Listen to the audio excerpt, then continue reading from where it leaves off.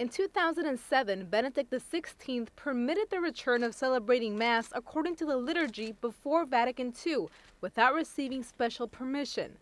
For 3 years, bishops around the world reported to the Vatican the problems they face in implementing this. The Vatican has now released or published answers to these problems. The document is the instruction Universae Ecclesiae. It's signed by Cardinal William Levada. It says that those who participate in its liturgy may not oppose a celebration done in its usual manner and should recognize the Pope as supreme pastor of the Universal Church. Those who called for this extraordinary form cannot argue. It's quoted at number 19, must not in any way support or belong to groups that show themselves to be against the validity or legitimacy of the Holy Mass or the sacraments celebrated in the Forma Ordinaria, or against the authority of the Pope as supreme pastor of the Universal Church. So if a group asks for this because it believes that other rite of the Mass is not valid, it's not allowed. The document confirms that this liturgy can be celebrated whenever a sufficiently large number of people ask for it, so that the regular schedule of the parish is not interrupted. Those who make the request can be from different parishes and dioceses. The instruction details the special requirements for priests.